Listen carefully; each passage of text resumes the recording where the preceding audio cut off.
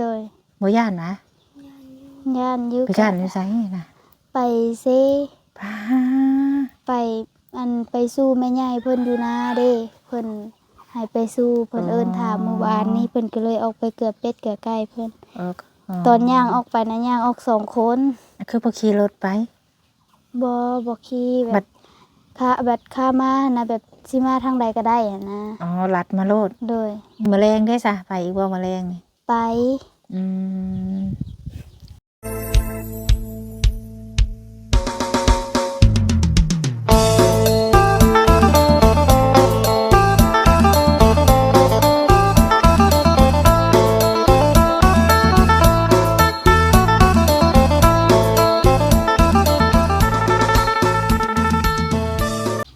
สบาย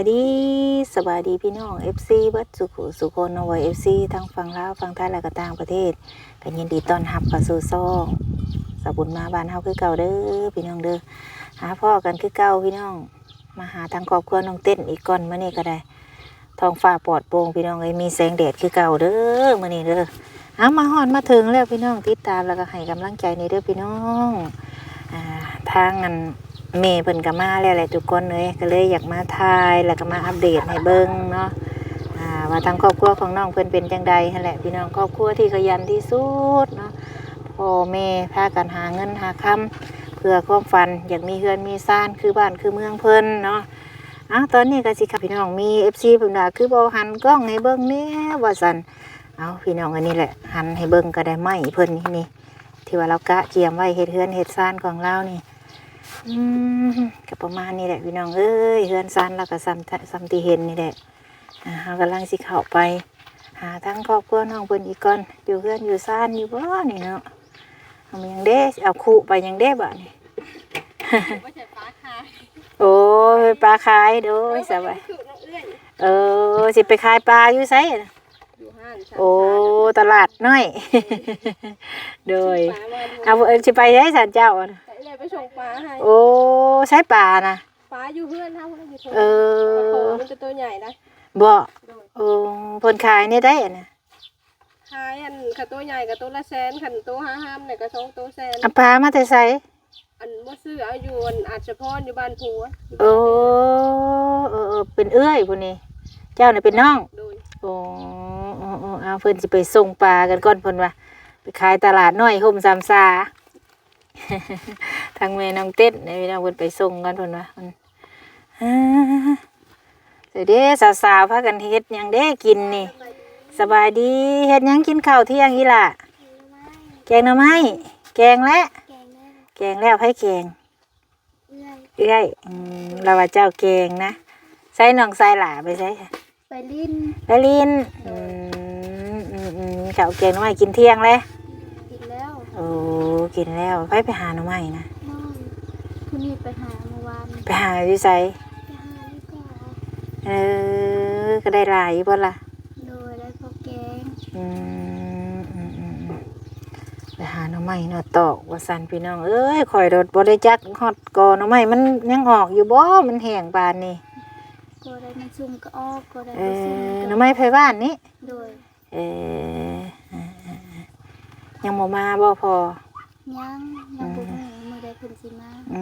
เพิ่นก็บ่มีโทรศัพท์เพิ่นได้ฮอดมื้อมาก็มาเนาะโดยบ่มีโทรศัพท์แล้วว่ะเราไปส่งกันปลานะสาวเพิ่นขายปลาตลาดทุกมื้อบ่โดยเพิ่นไปซื้อมาขายแบบไปซื้อต่อเพิ่นแล้วก็มาขายกินกำไรเล็กๆน้อยๆเพิ่นก็ได้ไปซื้อต่อเพิ่นสิได้พี่น้องหาเงินหาคำตะกี้แม่เจ้าก็ขายคือลาวนี่บ่ตะกี้ก็แม่น่ะบ่ได้ขายแบบนี้แล้วขายแนวใดซะแม่จ้ะแต่ไปหาของป่ามาขายบ่ได้ซื้อแบบนี้มาขายไปหาของเฮาเองโดยอันนี้เพิ่นเอาทุนซื้อเอากินกำไรโดยเป็นซ้ำตลาดน้อยเลยพี่น้องเอ้ยน้ำห่มไม้นะห่มสามสาเนาะด้วยบ่ได้ไปไสบ่ซะเจ้ามื้อนี้บ่ได้ไปไสมื้อนี้ไปขายไปเอาเขียดมาให้ไสเขียดไปก้านคืนนี้ไป ได้หลายว่าล่ะเบิ่งนี่แหละ โดย ได้หลายอยู่บ่ ได้หลาย เขียนน้อยนี่ โดยเขียนน้อย ขายได้หลายปานใด ยังบ่ทันได้ขาย ท่านได้ขาย โดย ไซส์เขียนฮะ อยู่พุ่นแหละ โอ้เอาฝากไว้ โดย เฮ็ดในได้ขายนะขายแบบใดอันนี้ ขายใส่คุแล้วก็ขายกะเอาว่าอันชำนี่ได้ชำนี่ชำนี่ชำนี่นะ อืม กะว่าสิได้เงิน10-20,000กะว่าไป โอ้ใส่คุหนึงเลยขายในได้บัดนี้ ขายคู่50โอ้ลายเติบบ่50มา โดย ได้บ่ถ้วยหนึง ได้ ถ้วยน้อยหรือถ้วยใหญ่ ถ้วยน้อย ถ้วยน้อย โดย ก็ได้ขายอยู่ โดย ไปการ2คนนี่ โดย บ่ย่านนะ ย่านอยู่ ไปการอยู่ไสน่ะ ไปเซ พา ไปไปสู้แม่ใหญ่เพิ่นอยู่นาเด้เพิ่นให้ไปสู้เพิ่นเอิ้นถามเมื่อวานนี้เพิ่นก็เลยออกไปเกือบเป็ดเกือบไก่เพิ่น เออ ตอนย่างออกไปนะย่างออก2 คน คือบ่ขี่รถไป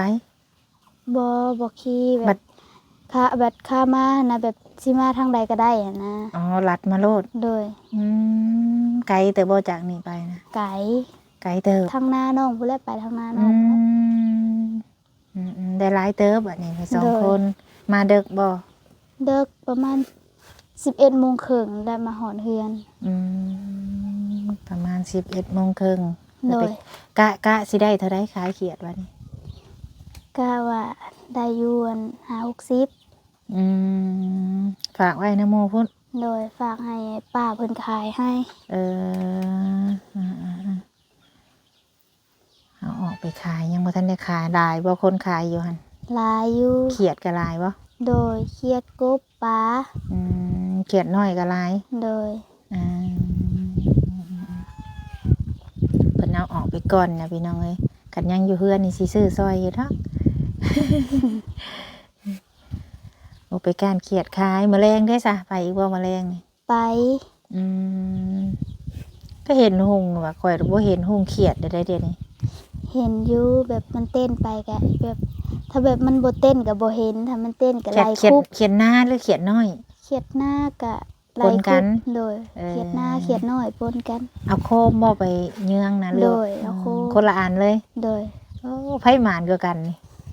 เก็บโฮมกันหรือว่าใส่ไฟใส่มัน ใส่ไฟใส่มัน ไผได้หลายกว่ากันบัดนี้ สั่งกัน ได้ซ้ำกัน โอ้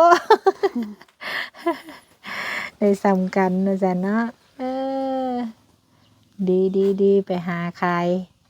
ได้มือ10มือ20ก็เอา โดยบ่ได้ไปกลางเว้นก็ไปกลางคืนเอา อืม แต่ว่าตัวเองก็เป็นไข้อยู่เพิ่นแพทย์เพิ่นก็บ่ให้ไปเคียงแดดเพราะว่าซักยาเด้ ใครแน่นะบ่ โดยไข้แน่แล้ว เป็นจะได้คือว่าเป็นไข่คนมาหลายไข่แตกบ่ เป็นน้ำไปคู่มือนี่แหละตากแดดนี่ เฮาบ่ได้พักผ่อนเนาะ โดย พักผ่อนนี่มันแดดช่วงนี้มันก็อากาศมันร้อนนี่ โดย ไปการกลางคืนเอา โดย ไปสู่ผู้ใหญ่เพิ่นพาไปกลางคืนเนาะ โดย สู่ส้นไปพี่น้องให้เพื่อปากเพื่อท้องผู้ใดก็ได้บัดเขียดบัดไปขายบัดเจ้าบัดกินแกงหน่อไม้ โดย อยากได้เงินเนาะ โดย เอ้อได้เงินมาสิสิไปซื้อหยังบาทนี่ โฮมไว้ โฮมไว้ โดย ม ซื้อแนวจำเป็นแนวบ่จำเป็นก็บ่ซื้อ โฮมไว้ซื้อในสิ่งที่มันจำเป็น โดย เอ่อไว้สิได้บัดยามเจ็บเป็นเอ็นอุ่นเนาะ โดย บ่ได้ใส่สะใส่ทรายว่าซั่นซะได้มาได้ไผเป็นผู้โฮมมานี่ ให้แม่ ขายมาแต่ละเทื่อต้องให้แม่โฮม โดย โอ้โอ้ยให้แม่โฮมไว้เด้โฮมใส่เฮือนนี่เด้นั่นล่ะเนาะ โดย อยากได้ ถ้า เฮือ แบ น บอยากซื้อกินนมกินอันข้าวต้มขนมก็ขอน้ำเพิ่นเทื่อละ5,000เนาะ อืม แบบโดนๆเพิ่นแหละกินเท่านึง แบบคืออยากแล้วจังคอน้ำเพิ่น ยังกิน โดย พวกกระปุ้นพวกเฟอนี่ก็ได้กินดุอยู่บ่ บ่ได้ดูแบบกิน2-3 ทิศได้กินเท่านึง มีขายบ่อยู่ในบ้านนี่กะ บ่มีไปกินอยู่บ้านดงนาคาม อยู่พุ่นค่ะ โดย พุ่นถ้วยเท่าได้เขาขาย ถ้วยซาว โอ้ ถ้วย25ถ้วย30 อืมบ่ค่อยสิได้ไปกินเนาะมันไกลเนาะ โดย อยู่ในบ้านนี่บ่มีขายอะ บ่มีขายคนขายก็แบบเพิ่นเสียแล้ว เ อ๋อ แล้วก็บ่มีไผขายอยู่ บ่มีไผขายแทนวันนี้ โดย อืม อยากก็ไปกินอยู่บ้านอื่น อืม มันเอง ถ้าแบบมีคนเปิดขายก็สิได้ขายดีอยู่ บ้านนี่มีจักหลังคา 70ปลาย โอ้มี70ปลายหลังคา โดย โดยก็อยากอยู่เนาะ โดย เดี๋ยวมาบัดหน้าเด้อสิซื้อใส่ถุงมาฝากเด้อ โดย เฟอฮ้อนบ่ได้กินเด้อแก้วไปโรงเรียน โรงเรียนมีหยังแหน่ขาย มีของกินแล้วก็มีน้ำมีขนม เดี๋ยวกินได้เด้อขนมยันเป็นหวัดเด้อซุมื้อนี้อยู่โรงเรียนเพิ่นจะขายขนมเวียดนะกินในแหบคอ เนย แม่นบ่ เนย ถุงละ 2,000 กีบนะ เนย ตั้งใจเรียนเด้อกะเรียนฮอดไสสิเซา มันทางมสี่ ฮอดห้องมสี่ เด้อ เป็นจังได๋คือว่าอยากเรียนฮอดห้องมสี่ความคิดความฝันอยากเป็นหยังคันเรียนจบ มาเยอะแหละ บ่ฮู้พอได้อ่านได้เขียนออกเนาะตอนนี้ได้มหนึ่งปีหน้ามสองปีฮื้อมสามมสี่เอ้าพอได้ตอนนี้ก็หาก็อ่านได้นิดหน่อยพี่น้องเอ้ยบ้านเฮาก็แนวนี้แหละเนาะ โดย เฮียนก็บางคือบ้านเฮาเอ้ามาแล้วคนหล่อพี่สบายดีไหมใช้ทหาร มาตลิน มาแต่ตกขี้ตมบ่จักคือมีแต่ขี้ตมนี่บ่ มานั่งพิมพ์ น้องสายล่ะนั่งหันก็ได้ลูกอย่าได้ว่าอู้ขาดได้นั่งนํกันหลายคนนั่งหันก็ได้แม่ไปส่งปลานะสาวว่าซั่นเนาะ โดย เบิ่งเดี๋ยวไปหาเนี่ยมาฝากก่อนเด้ออยู่ในรถพูเฮ็ดจังได๋มื้อนี้ก็มีแนวกินแน่แนวกินกับข้าวกับนมแน่อะล่ะ โอ้ยขอบใจเด้อ โดยมีสมพักแน่มีจักลาบอีหยังแน่อยู่ในหันกับนมมาฝากมานี่ได้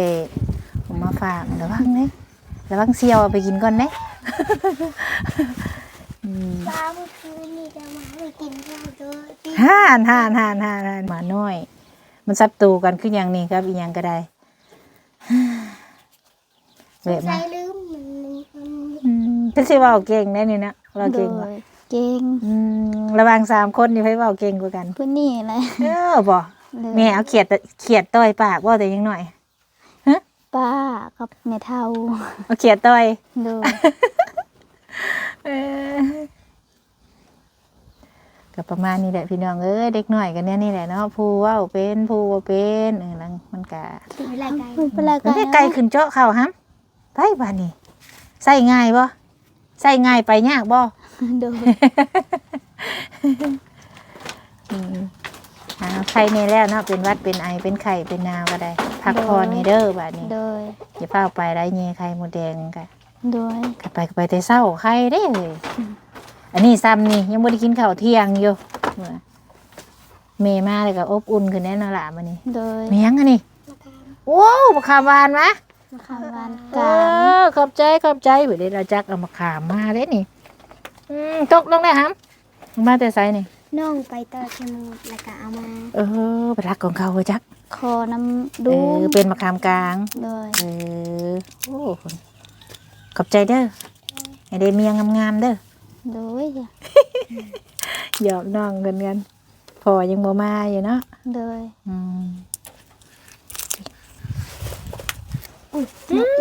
หวานจนรับตาคือบ่แกะไปขายเป็นกิโลเขาบ่ซื้อวะ ซื้อ หืม ตัวเองบ่มีกกมะขาม บ่กล้าไปเอาของเพิ่นนะเนาะ โดย กิโลอยู่เท่าใดอยู่พี่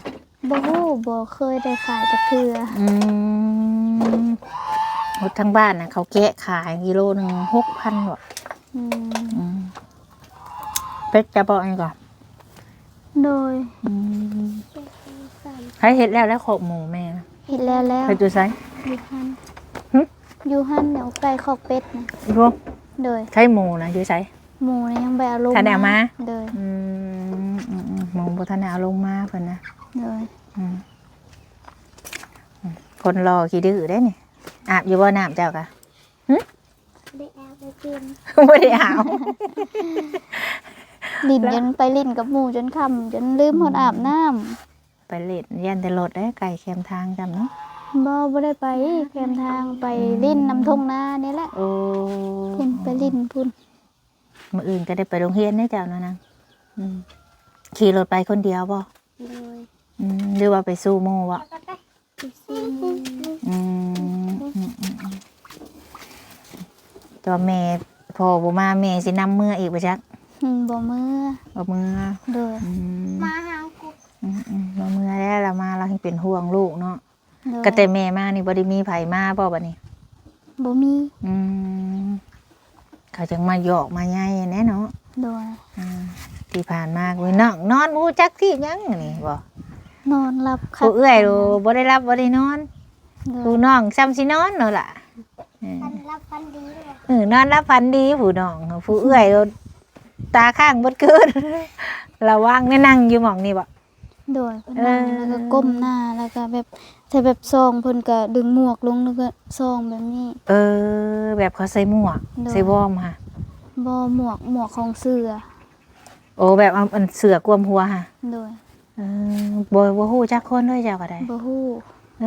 บ่ฮู้ สั่งว่าแต่เนาะ เฮ้ยนกลงมากินน้ำ ขาหัดมานี่ก็บ่มาอีกเลย บ่มา กระสอบยังไงอยู่ทางตาราง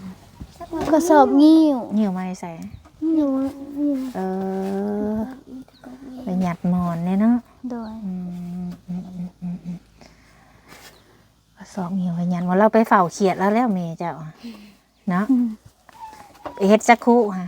2คู่เขียนหน้าคู่หนึงเขียนน้อยคู่หนึง เขียดหน้านี่เฮ็ดคู่เท่าใด คู่50คือกัน จักโต หลาย ตัวใหญ่อยู่บ่ ตัวใหญ่ตัวน้อยซับกัน ปิ่งได้เนาะ โดย คือบ่กินแหละอยากได้เงิน โดยอยากได้เงิน เจ้าของกินแกงหน่อไม้ โดย เบิดแล้วบ่ไข่เอามาให้ตะกี้ มี ไก่ ยังเยอะ อยากมืดแล้ว ยังประมาณ10ปลายหน่วยนี่แหละ ซื้อไข่ซื้อมีมาให้น้องเพิ่นตอนปลากระป๋องแซ่อยู่บ่ปลากระป๋อง แซ่ เฮ็ด บ ให้ได้กิน เปิดฟ้ากิน เปิดไฟ ลย กินเลยบ่ได้ย่ำบ่ บ่ บ่จักคุมเฮ็ดบ่ อันแม่แบบบ่มักย่ำแบบ มักกิน แบบถอกได้จ้ำเลย โดย ซื้อมาให้น้องเพิ่นรุ่นก่อนนั่นพี่น้องเลยเนาะมีไข่แน่มาม่าปลากระป๋องนี่ ปลากระป๋องยัง2ปอง เห็นไหนคือน้ำตาแตกอยากนอนบ่ ไปการเขียดคืนเนี่ยนะ มาเด้อบ่ล่ะ มาเด้อ ไปจักโมงตอนไป ไปแต่7โมง 7 โมงมาจักโมงบ่นี่ มา11โมงครึ่ง ป้าเด้อ สิเข้า12โมง ป้ามาฮอดเฮือนบ่11 โมงครึ่งนะ โดย โหดว่าไปเนาะมื้อแลงยังสิไปต่ออีกอยู่ ไป ไปคือเก่า โดย มันหลายบ่ ก็พอได้เก็บอยู่ ข่อยหลายปีเลยได้บ่ได้ไปการเขียดไปก็แต่ซ้ำเจ้าพุ่นแหละ โดย ค่าเนี่ยเฒ่ามานี่ยังบ่ได้ไปบ่เห็นหุ่ง ไปก้านในห้วยนะแบบพอได้อยู่มันไล่เขียดกระทันแต่ว่าบ่มีตัวใหญ่ให้สัมปมือนี่ เขียดหน้าค่ะ เลยถ้าตัวใหญ่นะมันอยู่ในหนองอยู่หนองสระนะ อืม แต่เอาบ่ทันมันลงน้ำกับดองเขาป่า เออ เลย น้ำขูดเมื่อคืนนี่ สันพี่น้องเลยมื้อนี้แวะมาเยี่ยมยามมาเล่นน้ำทั้งน้องขวัญเพิ่นเนาะซื้อแนวกินแนวอยู่ในมาฝากน้องเพิ่นก็ได้มาให้กำลังใจน้องเพิ่นคือเก่าแหละพี่น้องเลยคอยแวะไปบนมานี่แหละเป็นกำลังใจให้ได้ออีหล่าเด้อตั้งใจเรียนเด้อเจ้าผู้เรียนหนังสือเด้อมื้ออื่นจะเรียนบักอ้ายได้ซะ ไปคือกัน ไปกับเอื้อยบ่มื้ออื่นนี่ซ่อนกันบ่ เฮียนอยู่ในนี้ ผู้น้องนี่อยู่ไกล โดย ผู้เอื้อยนี่อยู่ไกล โดย เก่งนะครอบครัวเพิ่นนี่หาเงินซื้อรถไถก็ได้นี่ตอนนี้วางแผนไว้สิตั้งเฮือนเดือน4 โดย แต่บ่ฮู้ว่าสิได้ขึ้นหรือบ่เนาะ โดย ไปซันเดี๋ยวก่อนโอ้มาแล้วบ่เอ้าจังได๋ก็ขอจบคลิปก่อนพี่น้องเอ้ยแล้วจังว่ากันใหม่สำหรับคลิปนี้ก็สบายดีอี ส หล่ะ บายดี สบายดีประมาณนี้แหละพี่น้องเลยผู้ดีทั้งแม่น้องขวัญเราออกไปส่งปลาให้น้องสาวแล้วเนาะตอนนี้ทั้งสบุญกับมากับเอาแอนขี้เก้าพี่น้องเลยนี่เดี๋ยวเครื่องไม้เฮือนซานเล่าก็ได้โอ้ครอบครัวเพิ่นนี่ถือว่า ดุมันขยันนะทุกคนเลยเนาะสำหรับคลิปนี้สบุญสิขอจบก่อนพี่น้องเลยเนาะจังใดกับมือหน้าพูดแหละพี่น้องจังพ่อกันใหม่มื้อนี้ก็ขอบคุณทุกคนที่เขาเบิ่งเขาส้มคอยให้กำลังใจเสมอมาเนาะขอบคุณกับคุณในไลน์จังใดสำหรับคลิปนี้ก็อำลาพระจากไปก่อนพี่น้องพ่อกันคลิปหน้าสำบายดี